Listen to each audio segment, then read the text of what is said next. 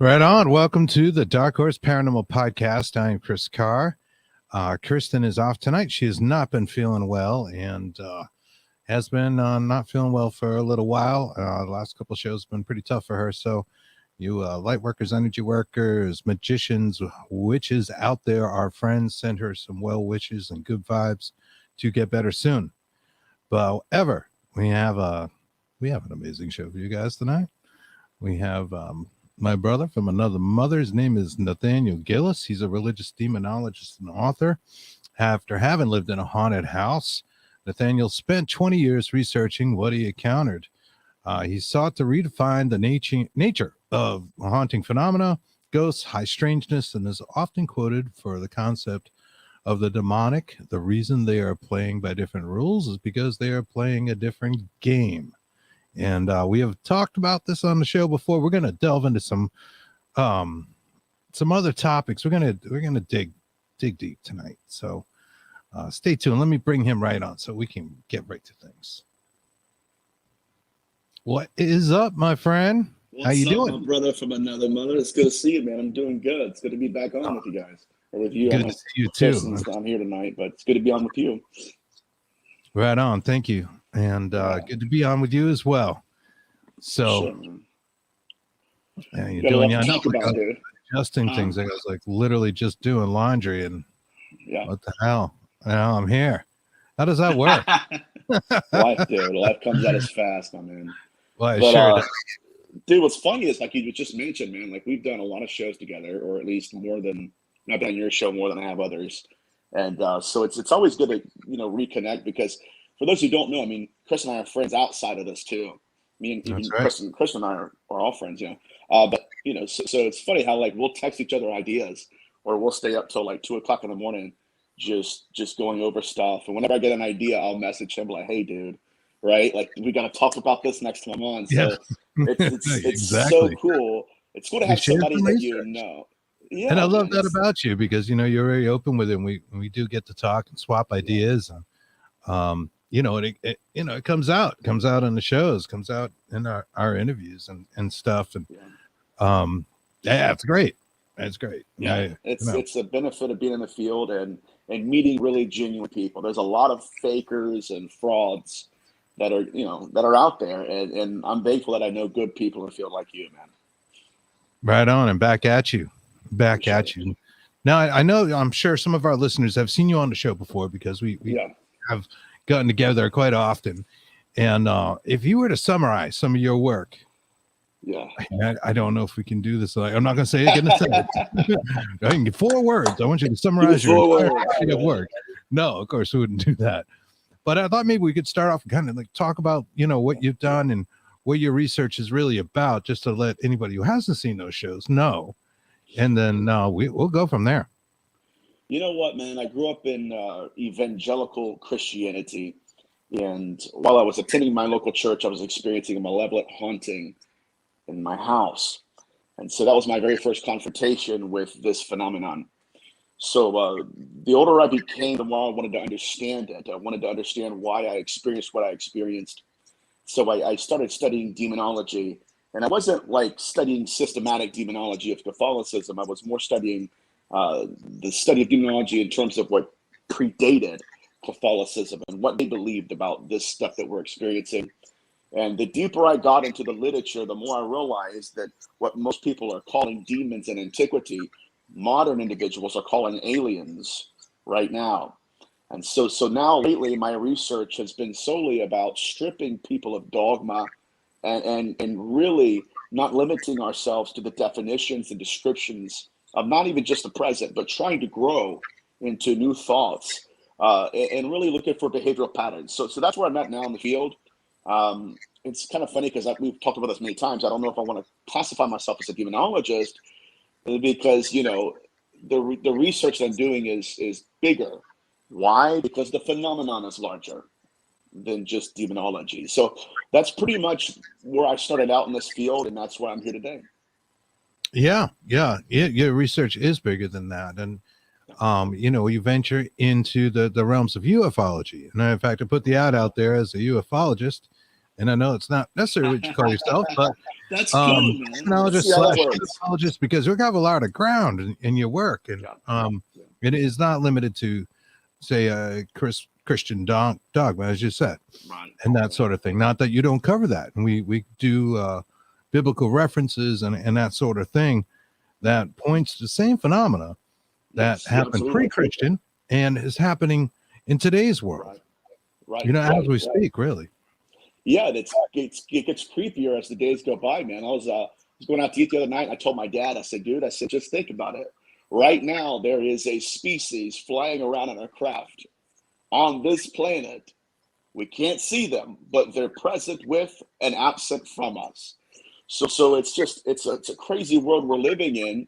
But we have our government trying to disclose facts, and maybe they don't know everything we think they know. I mean, we're in a very peculiar place as a species right now. But I'm anxious to get into these topics with you, man. It's always a joy to be on. Absolutely. And the disclosure, is a huge topic in and of itself.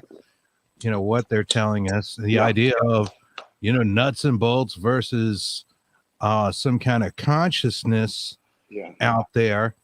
I wanted to reference some research in the past talking to you tonight. A person we've talked about before, you and I off air, is John Edward Mack, right? And he was, of course, the Harvard professor, psychologist, and teacher. He taught psychiatry, and he graduated from Harvard University. And he was one of the first guys really coming out with this kind of idea of consciousness being the alien, if you will, right? Yeah. I wanted to bring up a couple of points. I even got notes. Which I love it, dude. I love it. I never have notes, but for you, I got notes, my friend. I appreciate it. Because there's some good points in here, and I think it relates to a lot of the stuff we talk about. So let me just cover a couple of things real quick with you. Early in his career, and I didn't know this till recently, he actually studied dreams prior to studying abduction phenomena. Dreams, kind of important, kind of something we talk about. Yeah, of course. He studied the effects of the Cold War and in particular nuclear annihilation and what that did to the psyche, right? And I mention that because dreams are this kind of vulnerable state in trance-like mode, sleeping. It's where a lot of the abduction phenomena happens, right? Correct. And of course, the word on the street is I'm going to put them in quotes, the aliens want to stop us from blowing ourselves up, right? So this is where things kind of lead to, right? So, but that was something he did early in his career, and then in the 90s he started studying abductees. He was actually the first person to dub them, as far as I know, as experiencers. That's how he referred to them. He was skeptical himself at first. He thought they suffered from a kind of mental illness. Okay, and that's very interesting, because we can get into this a little later too. Things like spirit rescue therapy, people like this Edith Fiore, who wrote The Unquiet Dead, the Wicklins from the spiritualist movement, Carl Wicklin, who wrote the book 30 Years Talking to the Dead, I believe is the name of it. I have to go fact check that, but him and I've got to get I think that came out like 1924. The late 1800s, early 1900s. His wife was a medium, Anna, and they used to work with psychiatric patients and actually pull the spirits from them. Anna would take them, and he felt that things like schizophrenia in many cases was really a matter of like a possession, right? So that's going way back when. Now there are lots of people. Dr. Terrence Palmer is another one that comes to mind who works with this in the present day. But getting back to John Mack, I got a quote here for you. I came to gradually to the conclusion, this is a quote, that I could not find any psychiatric explanation or other explanation except that some kind of trauma happened to them. That's a quote from his book on alien abduction. Trauma happening to them, right? Definitely. Yeah. He noticed that noted that these experiences sometimes were observed by family members, friends, members of the community, journalists. They would see the UFO, UAP, whatever we want to call it, not have the abduction experience, but they would see evidence of it. The abductee frequently would come back with traces, things like marks on the body. They could be things like cuts, small ulcers, triangular cuts on them, which I know you have a photograph, and I actually wanted to get that from you before the show. Steal it. I will. Right. Take it. Right. Take it. And bring that up on a screen. And they would tend to heal readily, triangular lesions. Right. So I mean, this kind of like plays into a lot of the stuff we talk about, and I know you have examples of that. And lastly, on him, I wanted to mention, and then we can just talk about the stuff that he died. He was 74 years old. And he was hit by a drunk driver crossing the street. He was walking across the street, and there's been conspiracy speculation that, I'm not saying it was aliens, but it was aliens, right? Right. They have happened, and maybe it did, because I know one of the things we've talked about is how drugs and alcohol can really open yourself up to like a temporal possession. Yeah.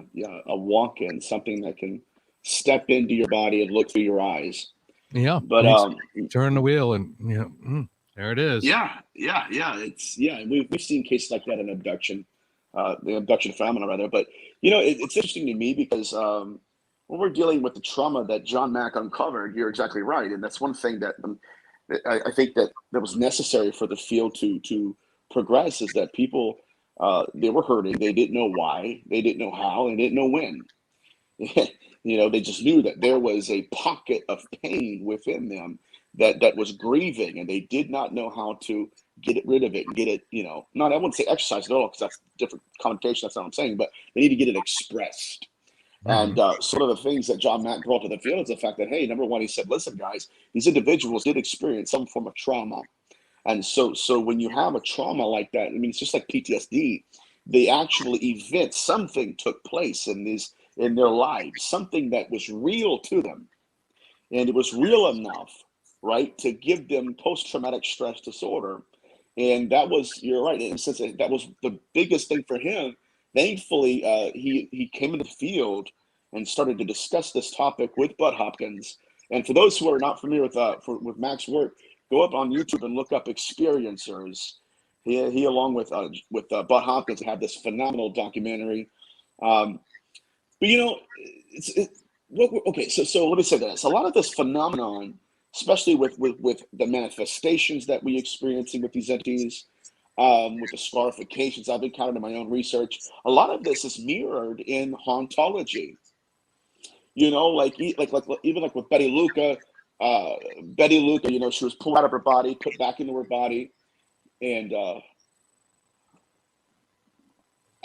I'm just throwing up some comments. Lots of people saying hello, and everybody. Yes, man. Out there. We'll get to your questions, folks. Kristen usually helps me out with the chat, just so you know. That's part of what she does when we're here. So I'm a little overwhelmed. So bear with me. You're doing a good job. We'll try to get it all. That's my buddy Aaron Keller, man. He's an intellectual. He's a brilliant guy. Thanks for tuning in, man. So let's dive into this narrative that a lot of what we're experiencing, we've already experienced in haunting phenomena. Number one, we have individuals that are being pulled out of their body. They're being put back into their body. We see skin manifestations. We would call them, scarifications or symbolism, period. And that's what I have with that case of the remote viewer that you were referring to. He was remote viewing, and then when he got back into his body, these entities that he called his guides, that had tricked him into believing they were his guides, had carved religious amulets onto his skin. But this is a behavioral pattern that I've noticed that I think the field is starting to really take consideration of, thankfully, is that a lot of what we're witnessing is soul first and body second. So whatever these entities are doing to the soul is manifesting on the skin second. Now, but here's another implication here, It's worth considering because it's the same thing we witness in hauntology. Even like, so I've had cases where people have emailed me pictures and have told me that, like, one specific lady said her daughter was attacked in a haunting and the skin began to manifest from the inside out. It's very interesting, guys. So the entity had scratched her, but the manifestation was subdermal first, and it made its way to the surface of the skin. And she said, I watched it with my own eyes. It raised itself through the skin. And so this is a narrative that I think, again, is worth considering, that it's possible that even in hauntology, even when people are being attacked in these malevolent hauntings, we're dealing with entities that are affecting the soul first and then the body second. And if that is the case, which I do believe it is, obviously, that points to the fact that we're dealing with the same unified field theory. These are the same entities that we're wrestling with on two different fronts. Now here's the controversy. Even John Mack would be part of this controversy because I believe he was the first one to do any kind of survey in mass of alien abductees. And we've talked about the book Beyond UFOs and Ray Hernandez and their surveys, which was even larger. And the majority of people do report a positive experience. However, there's a percentage, and it didn't get as much press, and a lot of people don't want to give this percentage a lot of press that it report like an awful type experience. And it's baffling. And you wonder about things like, is hypnosis involved? Is there some sort of changes that go on in the brain as well? Like, why would you want to return or to talk into something that essentially may have hurt you? And, while I don't think everything out there is negative, just like not all people are negative, but let's face it, some people are assholes, right? I know that for a fact. That is an asshole, right? And there's like nothing you can do about it. It's just something they're born with something, and it just said asshole from the infant stage on. And, I think it may be true of these entities as well.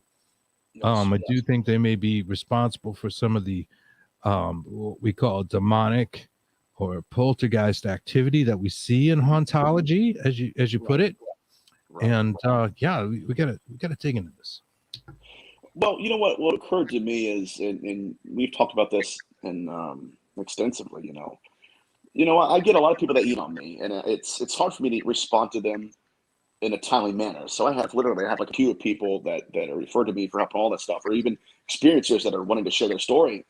And what's apparent to me is that I've had more than one individual reach out to me and say that they wanted to be a part of a research group, or in other words, there was a research group that wanted their experience to be a part of the book they were writing. Mm-hmm. And they said that the reason they approached me, this experiencer, is because they went to this research group and said, hey, listen, I would like, you guys reached out to me because I am an experiencer and I want to tell you my story. She said, but when I told them my story, they said essentially, yours is a negative experience that we don't want to include in the study. And so they dismissed her with prejudice. In other words, it was like, we're not going to take your story seriously. And so I checked around a couple other researchers that I know in the field, and they clarified that very narrative, that there is a movement in ufology, specifically in the UFO abduction field, to kind of doctor the data and fabricate a narrative that says these entities are not a threat.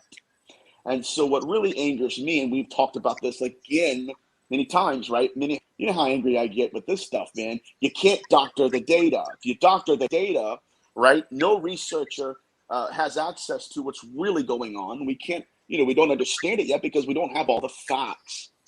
And we don't see the whole picture. Right. Correct. And that's a disgusting manipulation to me. It's ridiculous. It's insane. And I think that in order to get a good description of what's going on, we have to consider everything. If they're not just all light and love, we have people that are actually being pulled out of their bodies without their permission. And I'll say this, somebody commented on my YouTube channel, called me an idiot, called me, he's like, she said, you get my facts straight, that there's a universal law and that we give them permission. I'm going to stop and say this. First of all, no, there are plenty of people that are experiencing this without their permission.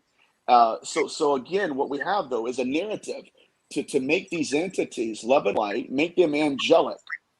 But when we have people, researchers that like to do that, you have to literally ignore a great deal of the greats.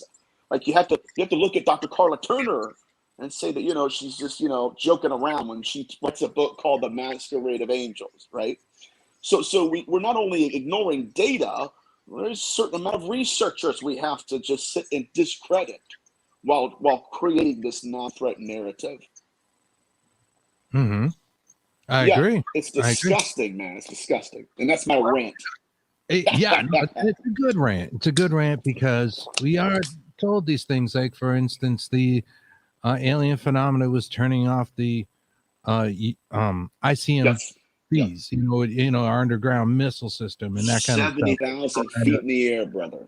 Trying to tell us, like, hey, you guys can't play with us. And I think that's right. Like, we shouldn't be playing with those things, right? Yeah. It's hard to disagree with that. And then you have people that have somewhat traumatic memories and want to go back. There's this whole concept of contact modalities, right? Which something Ray Hernandez talks about a lot. And Beyond UFOs, I know Grant Cameron's he wrote a book called Contact Modalities based on what Ray had defined there, where people pick up these sort of psychic abilities afterwards. Now, I had a thought about that. Now, the psychic ability parts, and these are things like lucid dreaming, telepathy. There's numerous things, and they all kind of fall into the psychic realm that seem as a trend to happen to experiencers. And it does seem like when a person has the experience, they tend to have more, right? It's usually not like a one-off thing. They start to see the experience often. These abilities start to happen. They present the abilities like they're always a good thing, but I have to wonder if it isn't a little like, I don't know, the nectar and the Venus flytrap that's in the introduction of the show, for instance, right? You're opening up your telepathic abilities. Well, you're also opening up the ability for them maybe to talk to you. That is a brilliant point, my friend. To you, and maybe that is part of it as well. Now, I'm me. I love psychic phenomena. I'm a remote viewer. Telepathy between myself and Kristen is like crazy at this point. It is. We do colors, we do numbers and stuff, and I like the phenomena. Don't get me wrong, but I find it very curious that experiencers seem to find this enhancement, and I wonder if it's part of it for the reason that they are going to return, and it's just simply making it easier for them to return. We don't even know if we're sensitive because it's our consciousness or if it's their consciousness in us. I mean, then that's a very worthy point to be made too. What do I mean by that? Well, like we have cases in Beyond UFO where somebody starts picking up like their ship, like they're literally, like this one kid was looking in his bedroom. Now he's looking through their eyes. And he's sensing everything they're sensing as they're flying in to abduct him. So if we're looking at sensitivity and an empathic nature, the ability to do all of these paranormal things with the mind, why do we have that gift? Is it a byproduct or a secondary consequence of the abduction? And if it is it intended? Right? Well, is it intention? Yeah. And so like when we have researchers that use that to say, see, they're making us more sensitive, and that's a good thing. Well, we don't know why. We don't know why. We could say that. We don't even, like I said, if it's a secondary byproduct or consequence of us being abducted. So you cauterize a wound. Cauterization. See, you cauterize. It's a good deal. No, we're still wounded. But we don't know enough to know what we don't know yet about that particular aspect of it. But with respect to people that sit there and frame their own narrative and say, you know what, this person was traumatized, but they were traumatized for good reasons, right? Yeah, no big deal. No big deal. You know, they went to therapy for 25 years trying to figure out what's going on. Hi, Courtney. Hi from the goat. What's up, Jeff? Uh, you know, it's an interesting thing. But one thing's for sure, there are people that are being traumatized by this phenomenon. There are people that have committed suicide from this phenomenon. There are people that are in depression. There are people that are going through stuff right now where it's not just they're in a malevolent haunting, but they're experiencing abductions as well during the haunting. You know what I mean? Like I had one case that a lady that reached out to me. It's about her daughter. She said she heard her daughter was both being abducted, and she said she's a hybrid mother. She said, but since her abductions started happening, she's lived with an entity in a house. Now, again, this is it's fascinating because what this is doing is it's linking these two fields of research together in a way that I think a lot of researchers aren't really comfortable with.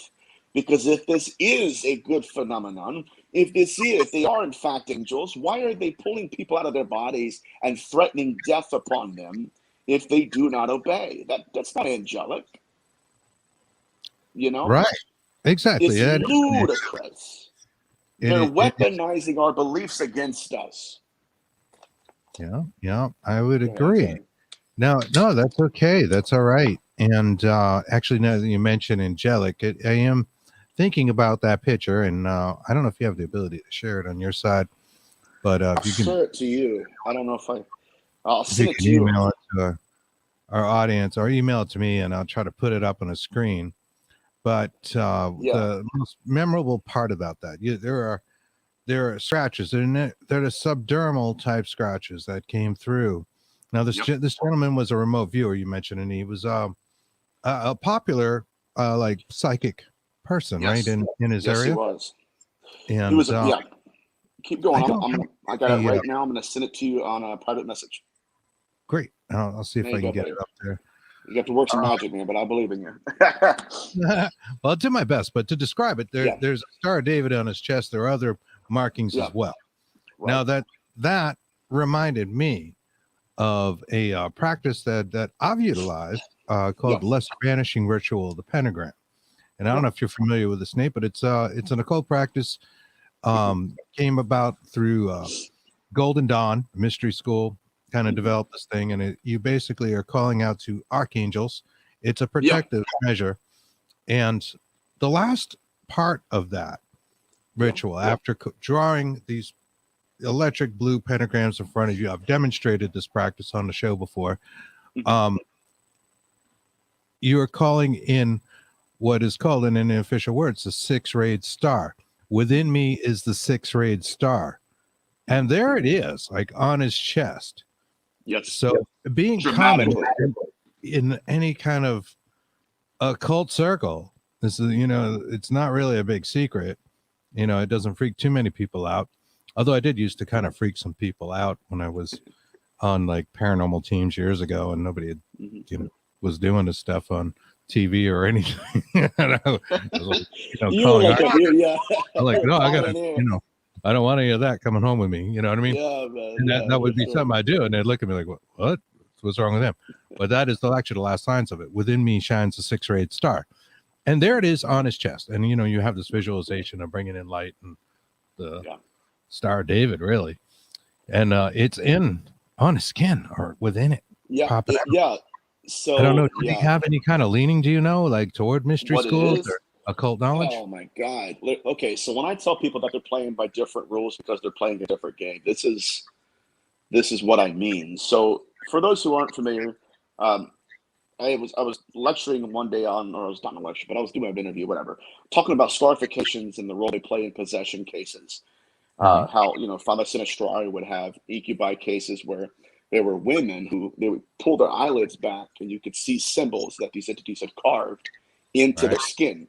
It's very interesting, or through their skin. We don't know in terms of that phenomenon. But so anyways, this individual reaches out to me and says, you know what? He goes, that sounds like what my father experienced. And my father was a renowned remote viewer. He would get paid by famous local celebrities and politicians. And they would pay him to get readings. And so they would give him money. He would go upstairs, turn the light off, lay on his bed, leave his body, and encounter his guides. For those who know Dr. Carla Turner's work, this sounds like Ted Rice's experience with his guides that he realized later on they were not guides at all. They had hoodwinked him, just like they did this individual. But this individual one night was performing a session. He encountered his guides, and he said that he had a password with him. And whenever he encountered them, it's very unique. He said he would give them a password or ask them the password, and then he would realize, okay, I'm in the right place at the right time. He said, then he did the same thing the same way, and then he said he went into this room. He left his body, went into this room, and he saw these entities that had flanked him on the right and on the left. And he said he's looking at them, and he said they looked like my guides. He said everything was fine. He said, but then I realized that they didn't know the password. And he said, when they realized that they didn't know, this is very weird, it's very strange. He said, I realized they didn't know it. And he said, then everything around me just began to change. And they changed, yes, they changed their appearance to what they really looked like. And then he said he slammed back into his body. Now his son is the one that shared this picture with me. He said the night that his father had these symbols carved onto his skin or through his skin was the night when he met these entities that changed on him. They weren't his guides. And so when he got back into his body, these symbols began to manifest, not on the skin into the skin, but from the inside, subdermal to the surface of the skin, from the inside out. And I will remind you, again, in hauntology, we have cases just like this. Dr. Michael Lynch, one of my mentors, has one case just like this too, where they're doing something to us on the inside, and it's manifesting through the skin. But look, if we're looking at these amulets here, one thing that grieves me as a demonologist, if I can put that hat on for now, what grieves me about this is that it's interreligious here. This is not limited to one microcosm of religion. It's different, right? They're not just putting the cross, the Star of David, or the pentagram. They're not doing just that. They're almost using these symbols as a mathematical equation to them, right? This plus this, these all, this entirety will create a new sentence or a new meaning. And the scary thing is, guys, we don't know what this means to them, but it is manifesting through and on us. That is a paramount problem for us as a species. Yeah, I find it very interesting. And in that picture, you see the Star of David in the middle, or the six great stars I mentioned earlier. You see off to what would be his right side and left on the picture, a cross, a symbol of crucifixion. And then you see these other sort of strange lines underneath. And to me, they look like sigils. I'm pretty familiar with sigil work, and I don't see none of them pop out at me as something I recognize, but they look very sigil-like. Right, and I'll say this, this is very interesting too. I have more pictures. I'm releasing this information, just gradually. I have more pictures than this, but they're different symbols, and so I'll share those with you later on. But this is troubling to me, guys. I think it should trouble every researcher. Steve Mera had a case just like this. He told me personally that these entities killed the man right after they had carved symbols like this onto his skin. Damn. So we're not playing with like people that are just out here to high five you, give you a nice massage.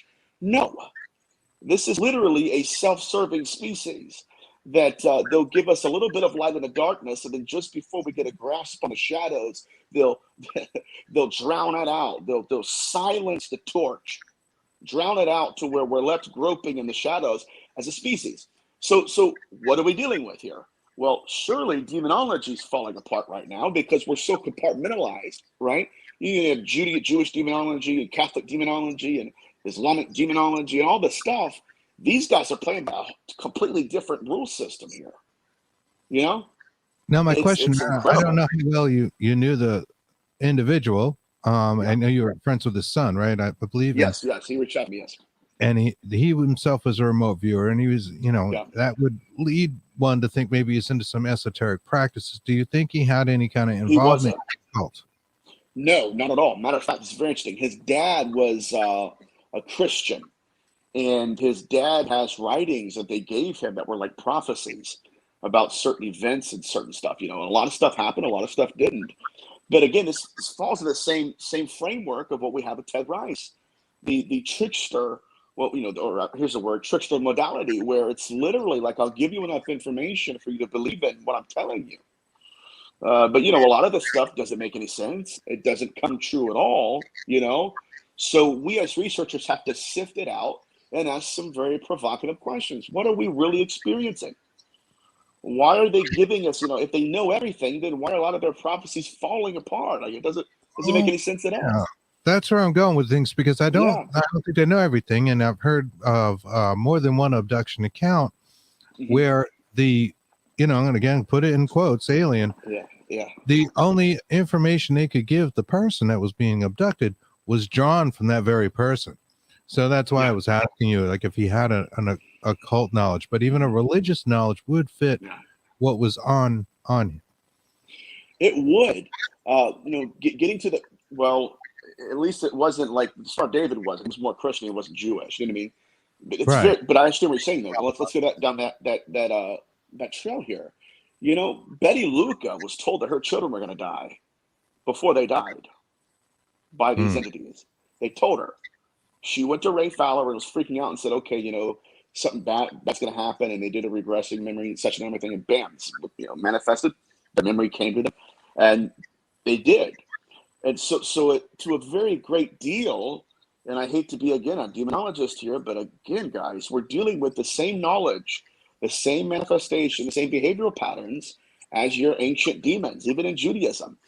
Because we have cases in Judaism where these demons had the ability to tell people when they were going to die, when someone they knew was going to die.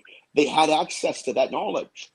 So again, do I believe these entities are omniscient, omnipowerful? No, unless they're doing this, again, to hook us into beliefs, into roles, into becoming their prophets. And then now they have us, right? And so again, with these contact modalities, they will become personas to people. If you want me to be an angel, I'll be an angel. Look at Aleister Crowley. If you want me to be a demon, I'll be a demon, right? I'll be whatever you want me to be. I mean, I've got, like I said, I had that one case in India where the individual, the entity had manifested in the image of every lover she ever been with in her life. Why? It's playing a role to her, right? That's not what it is, who it is, or where it is, or when it is, but it will pluck something out of the individual's consciousness or subconsciousness and step into that. Yeah. And I'm telling you, there's a word for that. It's called deceit.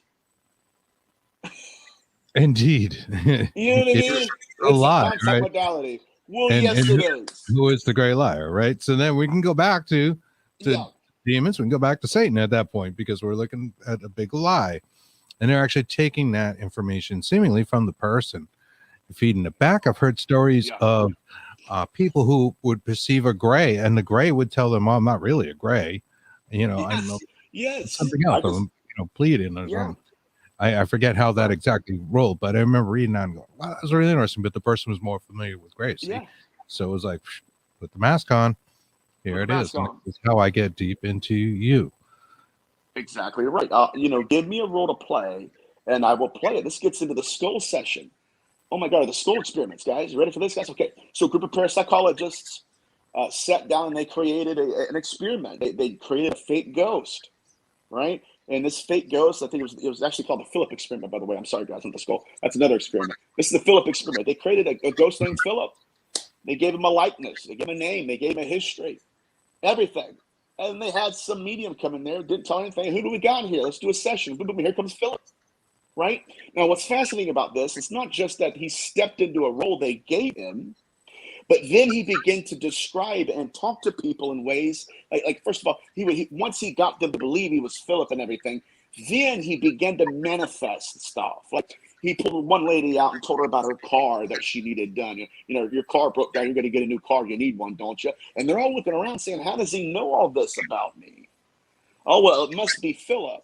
And so what they do is these entities, they'll say, okay, well, I am Philip, and I'm going to prove to you that I'm this Philip. And then they give you information you wouldn't otherwise know. And so we're being tricked by simply being enchanted by images, words of knowledge, discernment, and stuff, and saying, see, he's telling us the truth. He is who he says he is because he's given us manifestation. Now, we cannot sit there and look at the miracle because the miracle's not the message. Dude, Chris, sorry, but you got me on risk. Right. I'm getting passionate, bro. The miracle's not the message. Yeah. That's Exactly. not the message, because we have experiencers that have been enchanted with the miracle go home and lose the child that they got in their abduction account. That's not the miracle. They were being, like, you know what I mean? Like, I have been able to. So you know, the miracle was, oh my God, you know, Grant Cameron calls it the wow factor. I believe that, but I don't think it's like, wow, we're cool, dot, dot, dot. No, it's literally us looking at the ski mask, not realizing there's something that's possessing it itself. And literally looking and saying, okay, listen, I'll make you feel everything you want to feel. That's the miracle. And then I'm going to feed you a lie. That's the message. Now, we as researchers have to determine. It's a very good point, but you know, that's my issue with this is we can't be enchanted with phenomena, right? Because we've had phenomena for centuries, for millennia. Now we have to start asking, okay, yes, they're amazing. Yes, they know a lot, but what is really at the heart of this? You know what I mean? You know what I mean? Well, all right. I have some thoughts about that. I have some thoughts about that. And I just want to say real quick, people in chat, I see somebody just bail because we didn't get to her question. Sorry, Tracy. Oh, no, I didn't put it up. We'll get to Q&A later. We want to talk a little bit. I have to say, what's at the base of it? Okay, well, if you take this idea that they're taking that from us, that means thoughts are energy. Now we know this. We know this on a quantum level, that thoughts actually are energy, and they can change things like I could get into like the double slit experiment that's you know the basis for a lot of this thought in quantum mechanics. But to summarize it, you know, and I can get into it, but to summarize it, thoughts are energy, and they do manipulate phenomena within our world that we can't see because we can't see on that quantum level what the electrons are doing in any given moment. That doesn't mean everything else cannot see what's going on or cannot read those thoughts. And if thoughts are really energy, maybe they can absolutely read your mind, pull that information from your memories, throw it back at you, open the door. Now you're sold. Now you're obsessing on it, because Kristen and I have had that experience where we came into a haunting that we became obsessed with, and it came home with us like an attachment, and it got worse and worse. Our only real cure, like we tried all these vanishing things, was to just basically stop thinking about it, stop trying to talk to it, and let it go. Why? Because that obsession was hurting us, and then it started to go negative. Okay, wouldn't call it an alien abduction, but I really don't think it's far off from this phenomena that we're discussing. In fact, it's like one and the same. I think a lot of people know that when Close Encounters of the Third Kind came out, Steven Spielberg had an array of abduction phenomena on his desk and hauntings and things. And the reason why you see poltergeist like activity, poltergeist, right? It's a different movie, but happening is because the two things do correlate. Yes. Yeah. I believe that 100%. And Dr. Barry Taft has a good book on that. I think it's Aliens Above, Ghosts Below. And he, you know, in his own research, which is extensive career, you know, masterful career, he talks about that, you know. So this is a phenomenon it's not, they're not mutually exclusive, you know. They're linked intimately. They're connected to each other. Now, what's fascinating is this whole idea that if you're transfixed on it, it notices you. This is interesting too. It's not just, you know, I'm experiencing it, I'm thinking about it, but it's almost as if the more you think about it, the more they notice it. They're thinking of us.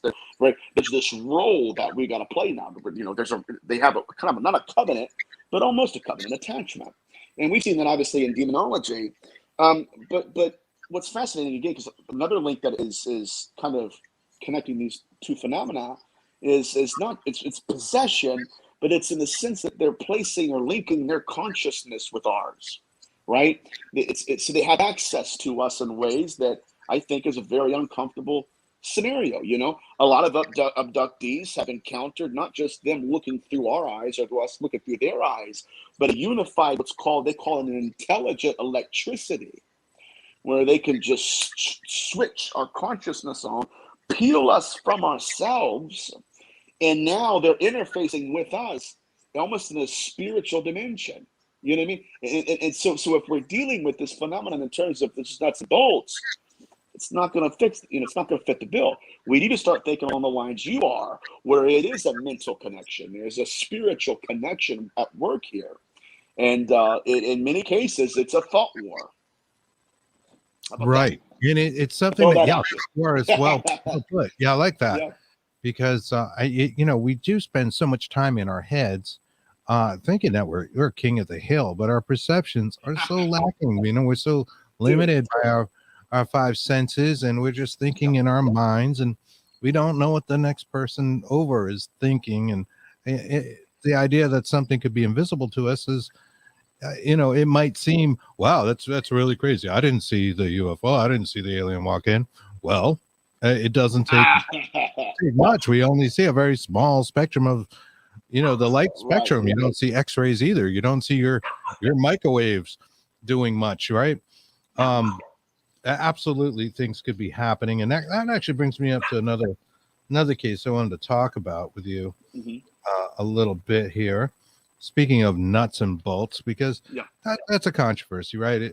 What are these saucers? We see some of the non or disclosed and non-disclosed videos of different things out there. They've gone from like the Tic Tacs to these kind of gelatinous blobs, that have been photographed and witnessed and experienced by people like Damien Knott and Jonathan Davies and stuff. They have some great data on this. But yet people see nuts and bolts UFOs as well. One of the better documented cases of that was back in 1967. Was actually in Canada. It was a gentleman named Stefan Miklak, and I hope I'm pronouncing his name right. He was an industrial mechanic and amateur geologist. And there are a couple of points in his story that kind of pop out to me that aren't necessarily popping out to everyone. He enjoyed prospecting quartz and silver. He had an experience around Fallon Lake, and when he had this experience that I'm going to go into, he was near a vein of quartz. Now, quartz, I'm sure you have heard, is a source of energy, right? And it's often a cause for a certain haunted phenomena. And it's something they don't really talk about a whole lot when they discuss very rarely. Like, you're one of the first people I've heard talk about it on the show. He was a geologist. He was looking for quartz. He was right near a vein of quartz. He was startled to see two cigar-shaped crafts, and that had a reddish glow, because they were hovering about 45 meters, so whatever that translates to in feet. I guess about 3 times that. And one of them descended, got closer to him, and one took off. He spent half an hour drawing this UFO. It morphed. It went from the reddish cigar shape into what you would call a nuts and bolts saucer. And let me see if I can bring a picture of it. Yeah. Let me see if I can find a picture of that. Hang on one sec. I'm gonna try to share it because I find this just fascinating. Okay, here it is. All right. So the guy sits there for half an hour, and this is what he draws. He's relatively close to it at this point. And this is like your classic UFO, right? Right. Now, how did it morph from this red glowing cigar shape into this? And it's close to him. And then he decides he's going to examine it. He believed it, looking at it, that it was some sort of secret U.S. military craft, which is not hard to, not hard, get that drawing, right? Like, especially 1967. I'd say, that might be what that is, right? He approached it. There was hot air coming out of it. The air was very warm, and the smell of sulfur was abundant. And in fact, it was so bad after this this happened. Like he went home, he stunk of sulfur apparently for like days or something. People would walk in the room where they could smell sulfur. Right. What do you associate sulfur with? Well, I mean, if that's a question to me, man, I've seen that a lot on Demonology. Your exorcists. Right. You know, we consider, you know what I mean? Yeah. Sulfur is brimstone, right? And fire and brimstone, yeah. there you go, right? So it seems it's like a stereotypical hell. I don't know. I got some other notes here, but let me. That's a good point, though. Yeah, when you got that other picture where it morphed. Okay, this is his shirt. Oh, look at that symbol. He got hit and like knocked down with something, and there's his chest. Look at it. Look at the markings on him. It burned his. Okay, there was a door that opened from the craft, and he could hear like muffled voices. And when he approached, this is what happened to him. That's him in bed after That's incredible. Yeah. Burned his sweater off. Yeah, man. You know, it really screwed him up. And this is well documented. I believe there is a book about it, but a point of that was the morphing. And that's what doesn't get a lot of press his story. It changed, right? And what are people seeing now, it seems, is again these gelatinous, almost undefined blobs of light that are out there, and they're changing, you know. It's like they're conscious, you know. You get that, and you get this idea that somebody sees say a nuts and bolts looking craft that's maybe 30 feet long. They walk into it and it's 600 feet. Yes. And so I would suggest again that some of these craft themselves are portals. That's a theory I've been working on now that I'll introduce to your audience here. I call it, you know, the finger in the water phenomenon. You put the finger in the water, we see the water. See the little finger, right? We go to the finger. Where's that? The finger is actually out here. You know, it's outside of the water. And so I think that's a lot of why we have experiences going into these small crafts. Once they get into it, it's almost like they step into the portal where it's bigger there. It's bigger there. And so we're witnessing. It's kind of like an inverted iceberg effect, right? All we're seeing is that tip of the iceberg. But once we get in it, we realize it's much, much more vast. But the kind of technology we're dealing with, I mean, my God, the manipulation of matter, you know, I mean, it's nuts and bolts, something you can walk up to and hit, and it'd be physical material.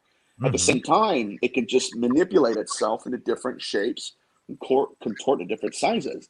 But the technology to do that is so far beyond it makes us look like infants in what we think we know about the universe, about reality and all this. But it's not just that, you know, even in my own research, it's still consistent with the necromantic ritual of merging consciousness with metal, to where they're not mutually exclusive. It's not, you know, being immaterial and then you have the material. You can have the immaterial in the material, just like we are, right? We have, matter of fact, I was at the Omni Hotel when I was in Rhode Island with you guys, and I asked this guy, I was from the valet. I said, "Man," I said, "what's the nicest vehicle you've ever driven out here?" He said, "Me." So he was basically, his point was, I operate myself. So we already have the physical. They already have the spiritual merged with the physical. So I think, and yet we're not, you know, morphing like they are, but I think that they've mastered that. One thing that's very important too is when you get into biblical antiquity, a lot of these idols that the consciousness had merged with would begin to morph.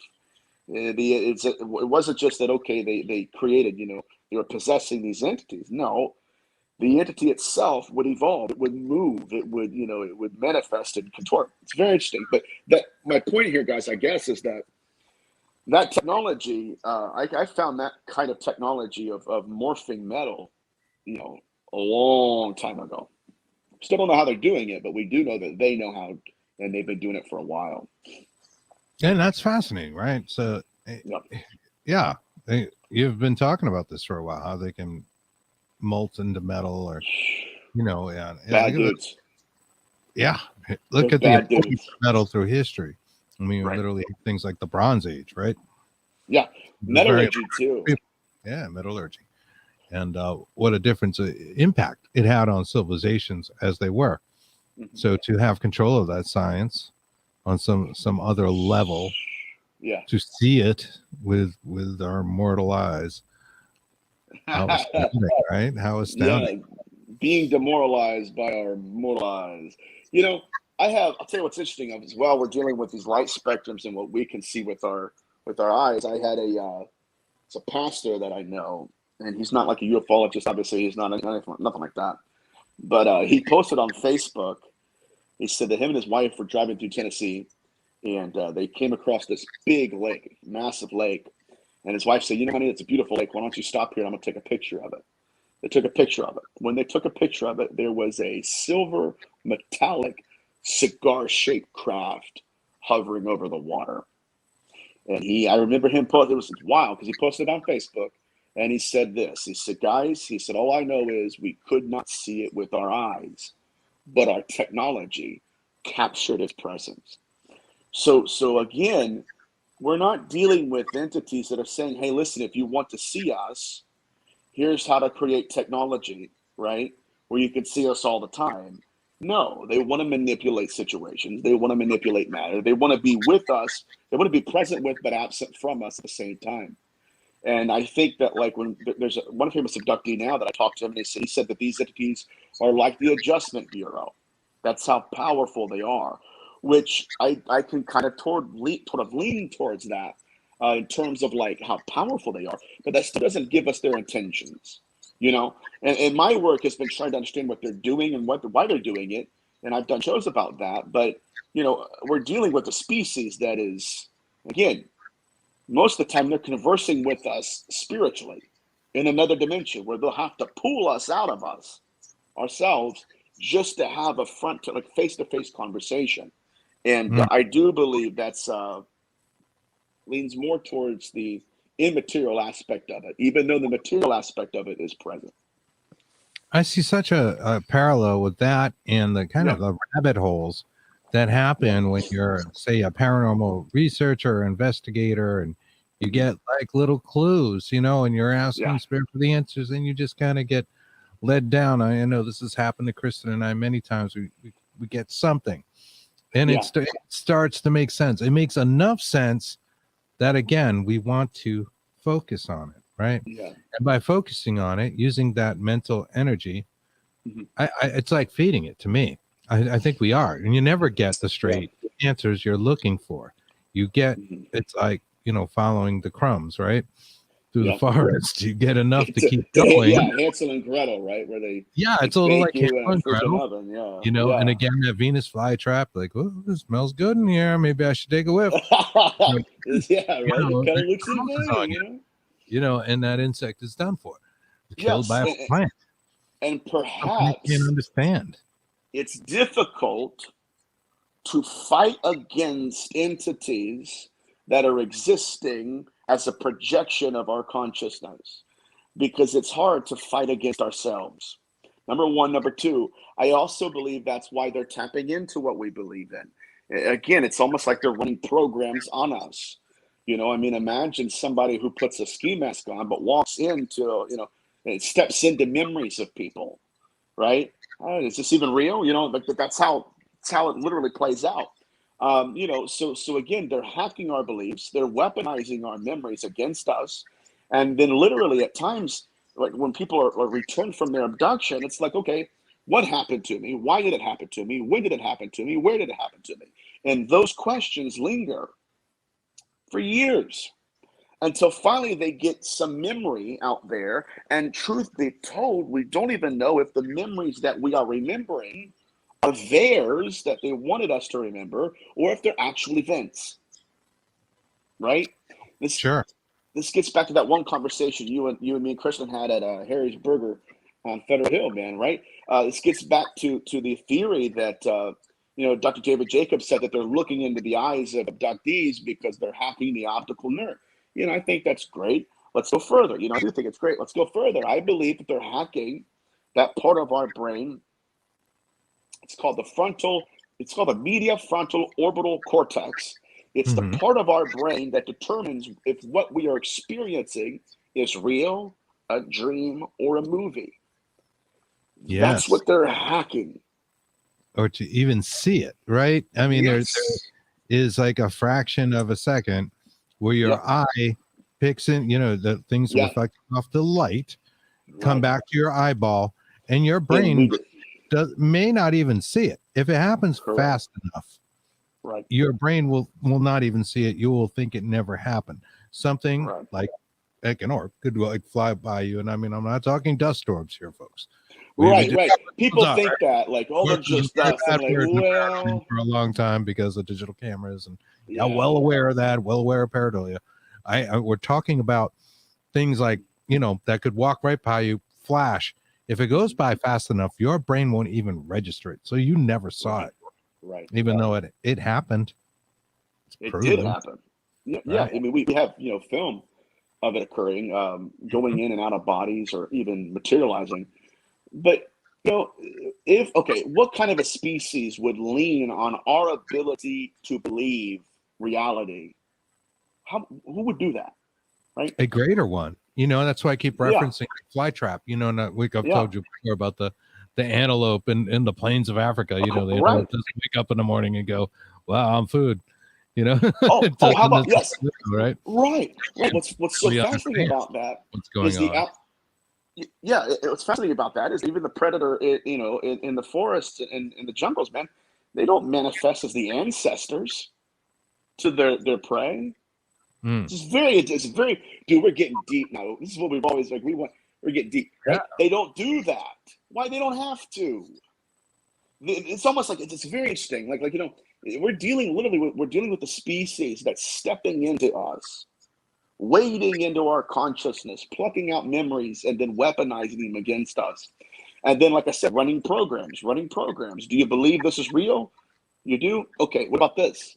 What about this? Mhm. What about this? What about this? And you have so many layers, you don't know which is a movie, which is a memory, which is a dream, all that.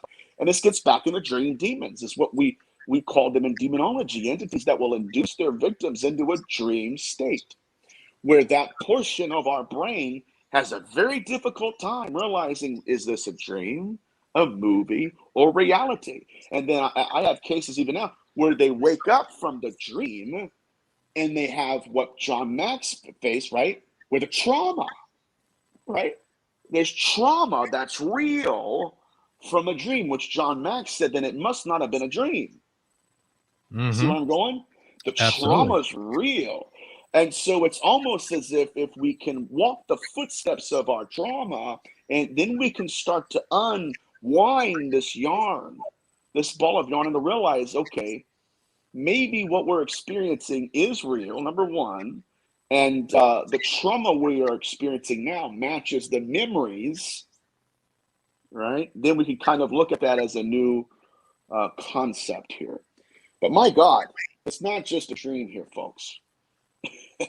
Right. And the average person like might look at that and what you said and say, well, when am I kind of in those states? But Right. consider this. So if you commute to work, you have a long commute, because I used to have this, I kind of still do to some degree. Mhm. And you're driving, and most people have had this experience. They're on a long drive, whatever it is, Mhm. and their brain just goes on autopilot, right? Yeah. They're basically in a trance state. You end up arriving at work, you're not even like thinking about how you're weaving between those lanes. You're just cruising along. Your mind is somewhere else completely. And the Right. next thing you know, snap, wow, an hour went by, 2 hours, whatever it is, and then you're at work. Well, where were you? How do you explain that mental state from Right. the time Right. you left your home to the time you got there? I Mhm. interviewed Terry Lovelace, Yeah. and I remember him telling us about riding a bike, and he was Mhm. just kind of spacing out. And then the next thing you know, he had this like huge time lapse, Mhm. and it's this abduction phenomena around it. And that's all I could think of was like, oh my God, it'd be like commuting, like you're just spacing out, riding a bike, and the next boom, Mhm. Your something consciousness. Right. happens. And you go, wow, what just happened? And like hour, like, it was ridiculous. Like all these hours had gone by. It didn't make logical sense when he checked the actual time, but in his mind, he was Right. just riding his bike. And we've heard that many. It's another fascinating facet to this research. But again, this is why our ancestors called them dream demons.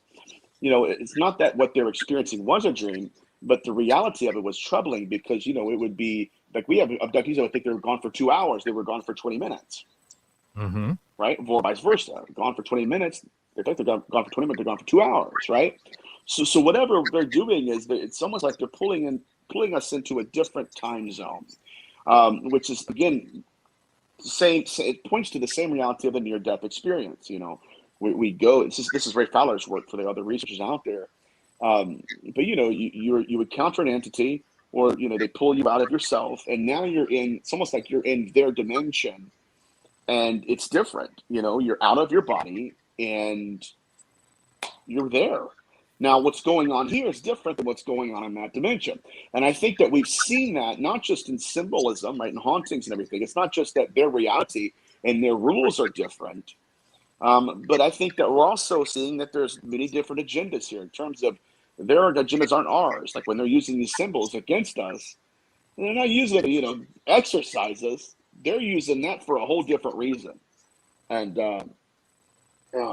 this is fascinating stuff, man. Yeah, and it does kind of play back to the idea of roles, which we were talking Yeah. about a little bit earlier, and you and I have talked about extensively. Have talked about that on the show in reference to hauntings. You know, there's Yeah. how every town has a story about a cemetery or a house with a haunted little girl, haunted little boy, blah blah blah. It's all over the world. This is nothing new. There's women in white all over the world, you know, that are notorious hauntings, and it's almost like bait. You know, like fishing. Like throwing Very that out good. there. Ooh, Very good. pay attention to this. Yeah, you're exactly right. Matter of fact, there's an abduction account here that's pretty creepy. If I can't find it in 5 seconds, I'll just quote it by memory. Let me see here. It's about a girl that was in bed at nighttime, and she hears. I can't find it now, but I'll just quote it. She hears her mother call her name.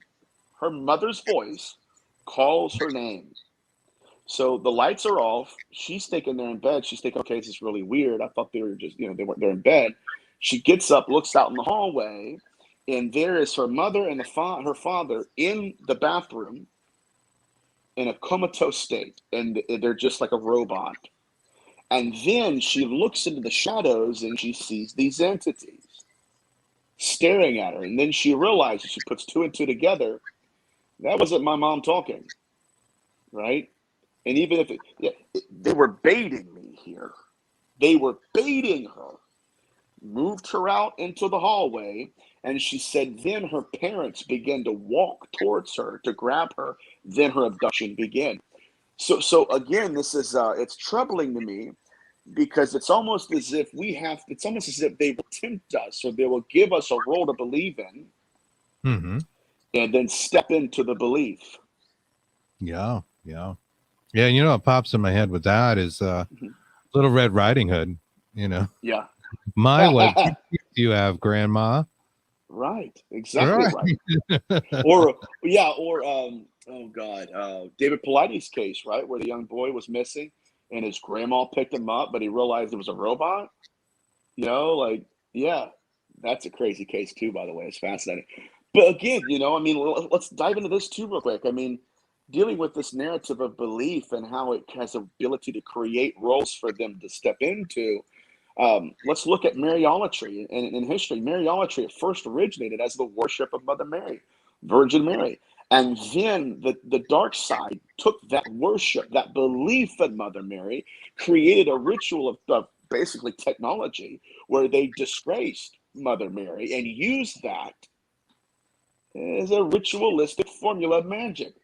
But that only worked, right, because there was somebody else that believed in her. So this gets into a very troubling hypothesis: is that what if they are what if they have access to different understandings of magic and ritualism, just like we saw with the case with the remote viewer, right? Those amulets. That's something we would usually see with the likes of Eliphas Levi or Crowley, but we're witnessing with these entities that are using them in ways that we're not really understood. We don't really, you know, how and why. They're way the heck up here, way beyond us. I suppose, like, you know, maybe it meant something to him, you know, to mix that bit of symbolism up. But the eyelids, the inside the eyelids, that story is That's troubling. That's even They, creepier. that's Sinistrari's work. Sinistrari, it wasn't just inside the eyelids. Matter of fact, they found them in their private parts, underneath their armpits, all that stuff. But it was according to their fashion of the day, which is very interesting. In that time in history, most of them are covered like that, so you wouldn't really see the amulets. They were hidden. Many cases, they were actually hidden from the person and the victim themselves. They didn't know it. It's a lot like when you go into a haunted house and you find like somebody did a ritual and you find a symbol underneath the bed. It's been there the whole time, but you didn't know it. You know what I mean? But again, Sinistrari even encountered entities that did not fall in the ballpark of a demon. Like he would call them pagan demons. He said because he found one on a dirt road. It manifested to him, and he starts throwing out his scriptures, throwing out his texts, his amulets, his fumigants, and everything. And it just looked at him and said, it's not going to work. So, again, I guess the question is, do I believe these demons are demons? I don't believe they're horns and hooves or fallen angels, but I also don't believe they're aliens. I do believe we're dealing with what I have a new term for. It's discorporate people who've lived and died, and we're encountering them now for whatever reason. That's a whole nother show. So you feel like that these demons, even maybe we're talking about ancient Sumerian, we've talked about Sumerian gods, and certainly it was the Sumerians had an amazing system of religion and magic, spells and things of that nature, puppetry in the form of clay statues, like way back when, it's like civilizations we're aware of, and they were doing this stuff, and everything's trickled down. I mean, where did they get the ideas for these? I don't know, but are you saying that you think that those absolutely gods, demons, whatever you want to call them, were people? Yes, absolutely. I do believe that. At one believe time. that 100%. Yeah. So and they had enhanced powers. Yes. They understood these things. Yes. So some of them mutated, some of them evolved. I think that a lot of people that we're encountering are the evolved ones. And we have cases where they've told us that, I used to be a human being. I died. I evolved into this being. I do think that the negative entities are the Molters that I talk about on my shows. They molted their body and they mutated in the process. So they have their own agendas. And so, it's not love and light, but it also plays in the role of, again, deceit. This is what they've always been doing. And I think that the alien agenda now is just one of their motifs that they're using to employ, where, 100 years from now, we're going to have a new idea for them to step into. It might not be alien, it might not be demonic or anything, but we'll have a new nuance to the research, and they'll put manifestation behind it and say, you know what? I used to be a demon to people who wanted me to be a demon. I'll be an angel to people who wanted me to be an angel. And I'll also be this. The truth is, we've got to get down to the brass tacks of what they're doing, not what they're wanting to be called or not what we're wanting to call them, right? What are they doing, and how does it relate to the human species? I guess I'll also make this point. Let's talk about threat assessment. A threat is not a threat because these entities do not want to be a threat to us. A threat is not a threat because they're accidentally a threat to us. A threat is not a threat because they see themselves as moral. Okay? A threat is a threat to us because it directly affects our world negatively and affects us negatively. So the narrative that, we don't know the morality, therefore we don't know if they're a threat to us. Time out. When you have an 11-year-old boy who was pulled out of his bed without his permission, his family's in bed at nighttime, that's a problem.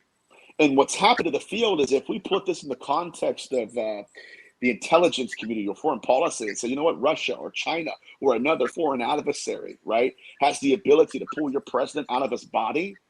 Hello, people. We got to wake. I'm sorry. I'm going on a rant. No, sorry. Is this all right? You're absolutely right. If it was like another country, people would perceive these things much differently. And that's part of it too, because it's easier to believe, that a Russia or China or, North Korea has some kind of nefarious plan. Right. than it is to believe in that somebody who's deceased very unhappily, or if it's some other kind of entity, wants to end us. I mean, I think a lot of people, the public perception of UFOs is that kind of nuts and bolts flying saucer. Right. They come down. It's easy to dismiss it, but the data that has been accumulated for a very long time. I mean, and it's not just Roswell it goes way back. It's not just Ancient Aliens where it's so far back, you have to be skeptical of that either. It goes down to it's always been here as long as we've been here. It's existed. So. Yeah, it has. So. It has, and people were just considered, wackadoodle for wackadoodle. Maybe schizophrenic, and that's where people like Carl Wicklund and Anna came in and would remove spirits from the schizophrenic person. They seem to get good results. Invaders. Right. So it's more like, we can't really understand the afterlife when you're in the life. Being biological meat bags and limited to the senses that we have. It's hard to open your mind to this idea that, time itself may be like a human condition and not something that even matters to when you're gone and you've moved on. Your life has moved on.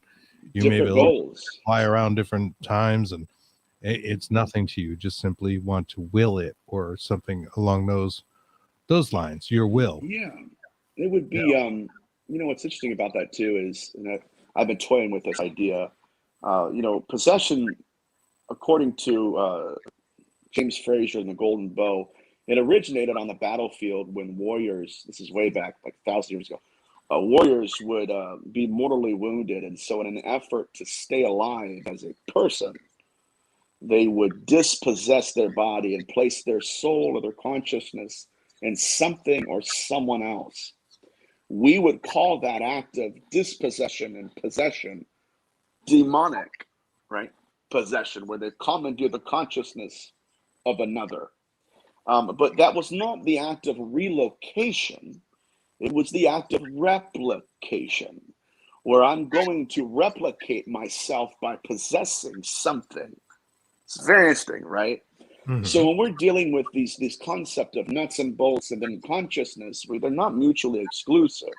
Throughout, like I'm saying, throughout history, we found that consciousness could possess something inordinate. It would live in it. It would exist in it. Yeah. That's panpsychism. I know we've talked about that before. It's something that I'm very into, and that is the philosophy that all the materials of the planet, which there aren't really that many unique elements, have the ability to possibly hold a consciousness, and to us it explains things like haunted objects, because I found that always baffling. Like, how can you have a haunted something like that? It's not even alive, but we've come to find out, there's a lot of things in nature, in our natural environment, that is truly alive, and does more stuff than most people know. Trees communicating through the mushroom network that's in the ground, knowing like which tree is its kin and cutting off nutrients. It's mycelium, right? There's mycelium networks literally under the soil that they communicate through. So they're actually talking to another species, and they can tell what's on the other side. They can find their offspring. They say this tree is taking up too much nutrients. They start cutting off nutrients to that tree if they can, and will try to kill it so their kin survive. Like, really, trees go through this kind of drama, right? You wouldn't, but it's there. It's there, and science has proved it. It's ridiculous. Like, things insects do, ants. The amazing little lives that we just take for granted. It would seem to me there may be some kind of higher being that could take us for granted just as easily. Very easily, right? And I think that points to another scary narrative here, guys. I mean, let's look at the implications for us as a species. Let's wipe the board and say, you know what, we don't know what they are. Let's look at their capabilities so far, right? Let's just look at it. For one thing, we have cases where these ships can materialize out of thin air. There it is. There it is. Right. And it's there, right? And it's like, where'd that come from? Was it there the whole time, or did it manifest? You know, Carl Johnson, he talks about how these entities can go in and out of existence at will. That's a heck of a way to put it, you know, because it's really what happens.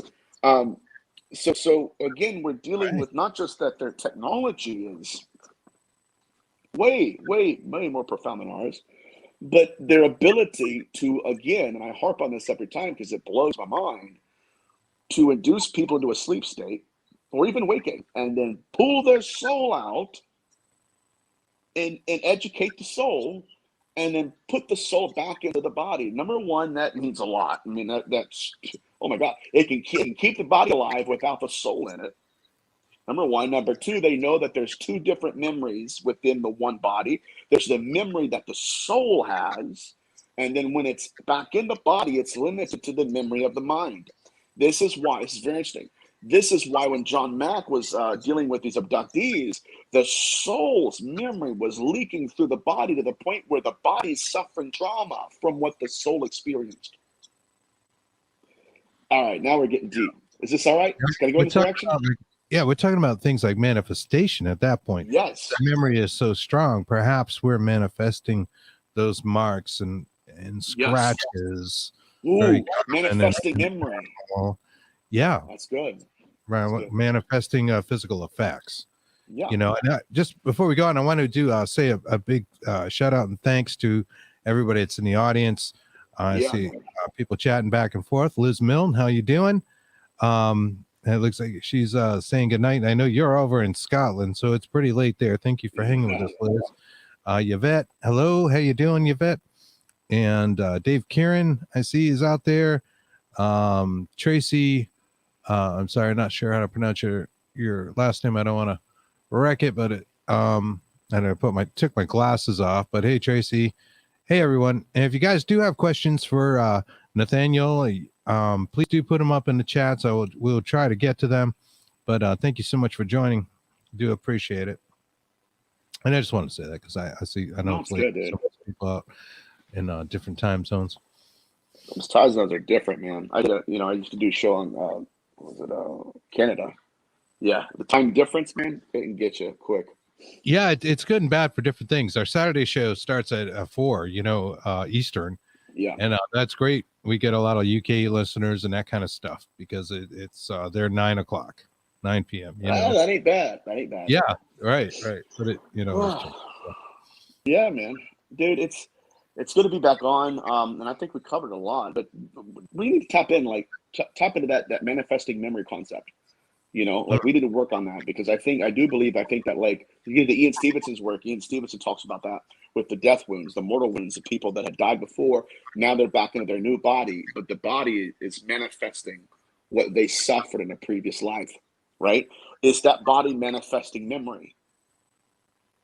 I'm going to be thinking about that at least. Dude, that's interesting, man. Oh, yeah, I do. I think that's really interesting. I also think our thoughts as an energy, as a power, and possibly food, which is maybe a simplistic term for it, but as a form of energy that might be, appealing to some other existence, another life form or non-life form, being a very real thing. I mean, we have mosquitoes that suck our blood. It doesn't really it's not a big leap to think there may be something that wants to absorb our thoughts. They seem to be able to read our thoughts. Our consciousness is, bound to this body, and then we have these certain limitations, right? Yeah. For now, we do know, and I mean, it's really important to note that our thoughts do change things. Maybe I should revisit that double slit experiment. Are you familiar with it? Explain it to me. I may be or I may not. Quantum mechanics. There's an experiment. And I forget who was the first person who did this, but I do understand the experiment well. And this is where we talk about particles. And in the case of the original double slit experiments, it was electrons. They basically shot electrons at a wall with two slits, right? Like two rectangular slits. And you can imagine just spraying water or paint through two slits, how a board behind it, how it would look, right? It wouldn't be all over the board. It would just kind of be through the two slits, and it would always be consistently the same. What they found out, scientists found out, was that the electrons landed differently on the backboard. They have a way of reading the electrons based on whether people observed it or not. Okay, and this is where quantum mechanics gets a little spooky. Like, why does our observation make a difference? Okay, if we didn't observe it, they spread out quite a bit further, and they behaved, these particles, being like think like pebbles or something, acted like a wave. And in that wave, they spread out, therefore left bigger markings. When people watched it happen, it behaved as expected, and the slits were much smaller on the back wall. Now, here's where it gets real interesting.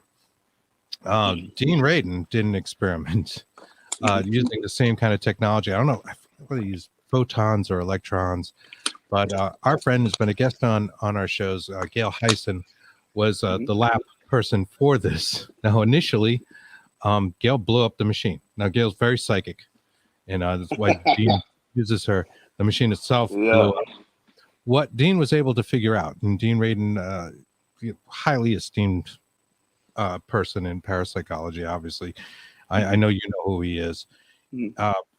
He found, he took that double slit experiment and had people concentrate on different parts of the wall to see if the particles would start to follow it. And they did. They either went in the direction that the people thought, say like make a move to the left, or they would go the exact opposite, like as if it was some kind of psychological effect, and things went the opposite way. Very interesting. What does this mean, right? So how does this apply to paranormal? How does it apply to what we're talking about? Thoughts are energy. They're real. They manifest things. They make changes in our existence, our matter. Right? Yeah, that's very interesting. So it does fit of it. Like Gail's an extreme example. Like, I should blow up the machine, but other people, they would think about it. So, all right, they should go to the left, and I'll be damned, they went to the left. There's no reason for it. Logical reason it would. Don't understand why it happened. So it aligned itself with her attention.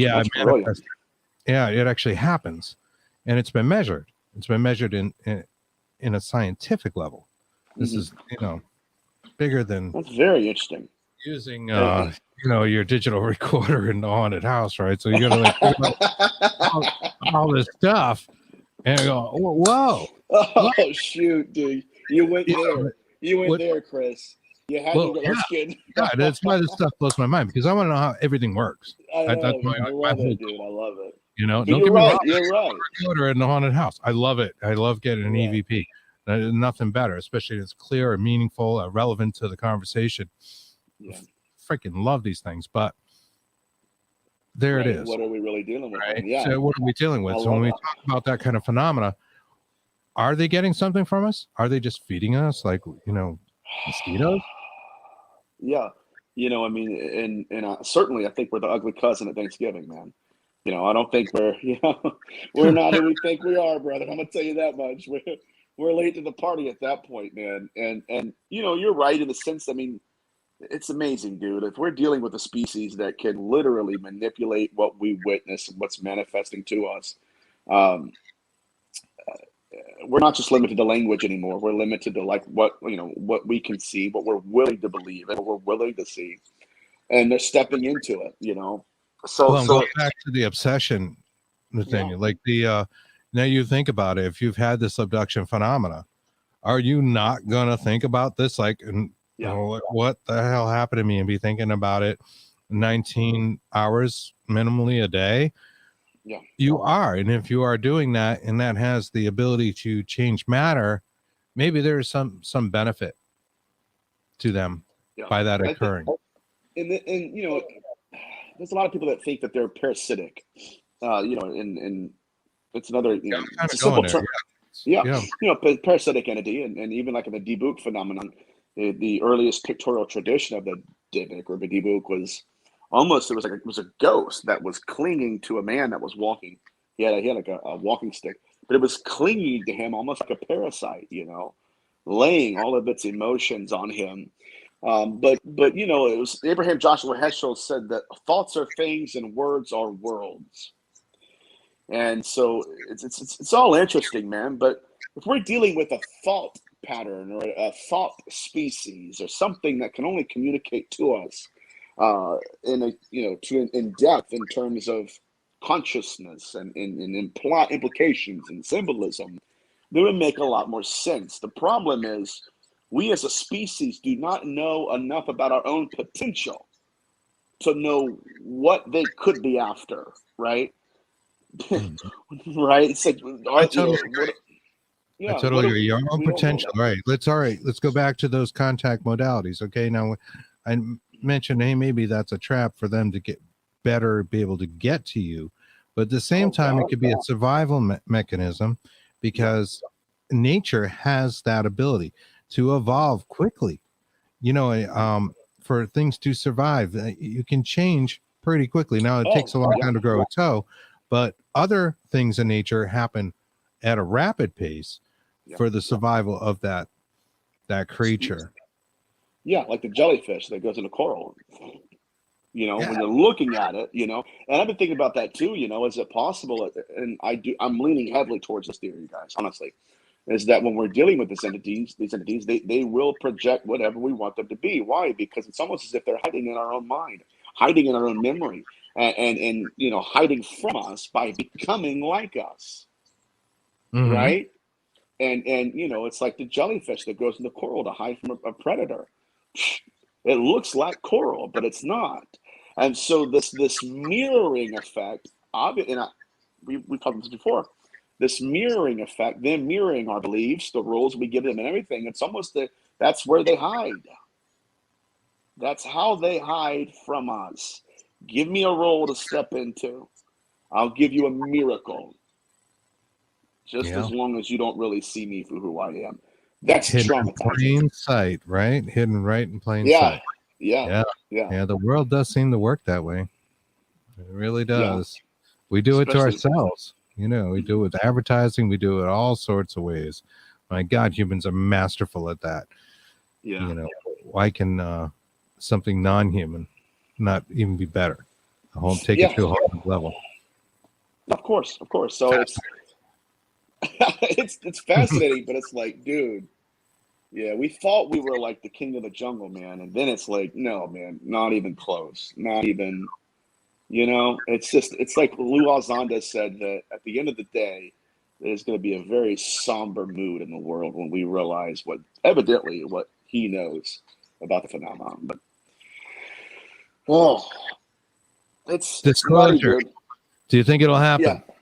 Um, I don't know. I don't know.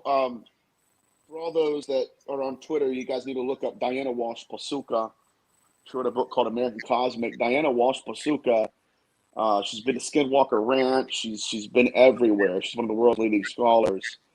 But she says that according to what she knows and her connections with the government and civilian people, that there are people that don't even have security clearances that know more about the phenomenon than those that do. So what that tells me is that if we do get a good amount of disclosure, I think that there's a lot of us that already know what they're going to tell us, right? They're going to, as researchers at least. But I hope it comes out. I will tell you that Steve Mayer told me that the British Parliament and the British government, their position was there was demons. That's why in one of his lectures he calls it WFM, weird blankety magic, I'm not because saying it's demons, but it's demons. yeah, that was their position. That was Right. their official position, is what he said to me. So you know, even Lou Elizondo was told that, look, man, we already know what they are. They're demons. Now there are some detractors, of course, that are saying, well, you know, how do they know if it's demons? Then my question is, well, if let's assume they know more about the phenomenon than you do, ask yourself the better question is, why would they think, right? They're demons. And I think that it's not just like, you know, some evangelical researcher in the Pentagon telling them it's demons. I think they have documentation and data to suggest that at least what we interpreted as demons, you know my position, Chris, at least what we interpreted as demons, maybe this is the same phenomenon. So if we do get disclosure, I think that it's either going to be them. I don't know. I think that's what I'm going to say for now. It's a vast subject, but you know they do have a position on it. Yeah, And yeah. Right. We have talked about, you know, what is a demon before, certainly. right. And it means different things to different people. Mhm. And, you know, it is a hard thing to really pinpoint. It I is. don't think There's different philosophies.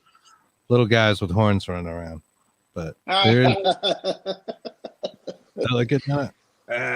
Yeah, man. It's easy. Highway to hell. There you go. Yeah. It's no, But what I really dislike though is people on Twitter, because UFO Twitter, they'll bring that point up and I'll say, I don't understand why they would think it's demons. I'm sitting here like, dude, why are you even looking for disclosure if you don't already suspect they know more about the phenomenon than you do? What does it even matter? And what happens is they fall into this hypocrisy where it's like, well, yeah, I'll admit that they know more about the phenomenon than I do, but I know more about the phenomenon that I know they don't have. Like, none of it makes any sense. It's like, like, how are you going to disagree with their position if you don't have the data they have, but you know enough about the data you don't have that they have to know what are the data that say? It's insanity. It's Sounds ridiculous. like a rabbit hole. It is. If it's a rabbit hole, we're certainly going to give it lots of thought. Yeah. So either that thought is manifesting something, or God, yeah. is an appetizer. Yeah, I don't know. I don't know. I can only go by what I've experienced myself and what has happened to me, mostly in what you call hauntology. I just see a lot of parallels. I do find this rabbit hole thing. I know that paranormal researchers that watch our show will, they know exactly what I mean when I say that, because you just get little bits of information, just enough to keep thinking. And if you obsess, you're screwed. They'll possess. You obsess, they'll possess. I'm just kidding. They'll possess. That's like a bumper sticker. We gotta make that some merch, man. That's a shirt right there. Yeah, dude. You obsess, we possess. Chris Carr. Yeah, it's a slogan, Yeah. It's true. It's true, man. Like, I'll tell you guys a story. There was we're getting into this idea that these entities are living beings, parasitic in nature. Jerry Marzinski told a story about the individual that was he was a business executive, had a beautiful family, nice house, great job, good credit, everything was going on in his life, whatever, great guy, whatever. But Marzinski was a clinical psychologist, and he'd be working with addiction and addicts, and this gentleman would go on spurts where a year or two goes by, and he never shows up. He never gets what's it called, registered or hospitalized, whatever. So one day the individual shows up, and he looks pretty haggard and sits down with him. What happened? He's like, man, I got addicted to cocaine again. And when I got addicted to cocaine, the voices returned. And he's like, and so now I'm, paranoid schizophrenic. And he's like, so, I can't get off the cocaine. So then they would get him sober. They would get him off the cocaine. And then he would go back out and he would, his lifestyle was, I'd get my job back, my family back, my cars back, everything's back to normal. And I'm progressing in life. And then he would get hooked on cocaine again. Guess what? The voices would return. He's back and he's hospitalized again. So he kept living that behavioral pattern for a year or two, whatever, 2 or 5 years. So finally, Marzinski called him in and said, okay, I have to ask you questions. Like, what is going on here, man? He's like, you're a smart guy. You had a lot of money. And every so often, I see you in here and you lose everything and you leave, you gain it all back. And then, what's going on? He said, well, let me put it to you this way. He said, I hear a lot of voices. He said, when I'm off of cocaine, I do not hear them at all. He said, but he's like, there was one time, he said, where I guess it was the most recent time. He said, I was fine. I was sober. He said, everything was fine. Everything was going good. He said, but then I was woken up one night and I leaned over, my wife's in bed. Our doors are locked. Everything's fine. He said, but then one of the voices came back to me and told me to get in my car and go driving. And he said, so I'm driving and I'm doing everything this entity's telling me to do. Turn right at the stoplight, turn left at the, stop sign, everything. He's like, finally 25, 30 minutes goes by and I don't know how I got where I'm at. He said, but now I'm in a cornfield at 3 o'clock in the morning and the entity tells me to bend down and pick up that black duffel bag. He opens the duffel bag up and there's cocaine in it. And he said, so Dr. Marzinski, then I got addicted to the cocaine and then all of the voices hit me, like a flood, and then lands me back, hospitalized in the work. So these are living entities, right? We're talking about that thought life, the thought war that were plaguing his mind, but they needed access to it. Yeah. Fascinating story, dude. Yeah. I love telling that. I try to tell it every show. I love that story because, and it's amazing. He just goes and finds a duffel bag he has no idea about in the cornfield. Right. And of course he had the coke problem prior, and this just brings him right back into it, which it would seem, at least, rationally sound like this is a portal, a gateway to this other side, these other entities talking to him, whether they're human, whatever they are, right? Discarnate. But that's the key, right? And you see this in alcoholism, you see this in any kind of addiction. Even addictive behaviors that aren't drug related. Right. It's the obsession. There's something there. I do think things like alcohol and cocaine, and certainly we've seen a rise in opiate addictions and stuff in recent years, do open you to the phenomena. God, This isn't new news. People have been talking about it for centuries. Right. They call it spirits for a reason. My dad tells it all the time. They're called spirits for a reason. Yeah. But then, you know what I mean? He's a pastor, so all right, yeah, whatever. I'm just kidding. Dude, I gotta get out of here, man. But no, it's been great talking to you. And as usual, it's always a good time and lots of information. And I just love the back and forth banner we have. It's great chemistry, bro. And it's good for our audience, and hopefully they pick something up out of this that sticks with them, and they can take it home. It's a lot to unpack sometimes. That's the phrase I've been using a lot. It's a lot to unpack. Like, you gotta go back, maybe rewind a little bit. That's what they meant. All right, I got you. Not that we said it wrong, just there's a lot of information there. Thank you so much, Nathaniel J. Gillis. Do you want to give a shout out to where people can find you, follow your information? Yeah, man. So I recently started I started my YouTube channel not too long ago. It's Nathaniel J. Gillis on YouTube. And you can find me on there. I'm starting to build it. I'm going to put more of my research up shortly. But I'm also on Facebook and Instagram as Nathaniel J. Gillis. And from time to time, especially on Instagram, I'll update everybody my research. I'll put a post up and try to give everybody an idea of what I've been doing. But those are my 3 ways of finding me and following my work. And I'm going to get a website professionally made. I don't want, my old website was kind of like, I put it up in 5 seconds and I didn't like it. It was kind of real simple. So I'm going to pay a lot of money and get it professionally done. Put all my YouTube videos on there to where, you guys can have easier access to it all. But that's where to find me, man. And sometimes you find me in Rhode Island. And then I just fly back and forth, dude. Yeah, back and forth, man. But I hope to see you again soon, my friend. And man. Yeah, we'll go hit it. We'll have some fun. We'll talk research. We'll eat some good food.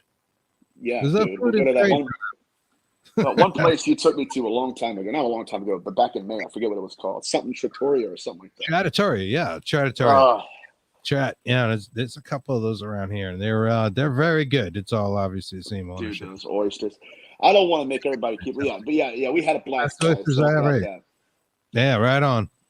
Yeah, well, thank you so much, and thanks to everyone out in the audience tonight. Really do appreciate it, and appreciate your comments, and they do get read.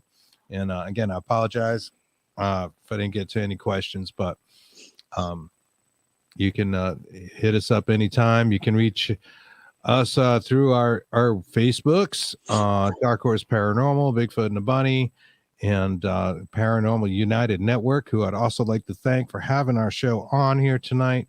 You guys are great. You're like a family, and the true meaning of paranormal unity does exist there. Have a great week. we'll see you again. We have a Bigfoot and a Bunny Saturday. We'll see you then, and next week, Dark Horse Paranormal. Thank you again, Nathaniel. Not a Have a problem. great night. You too. Take care, guys.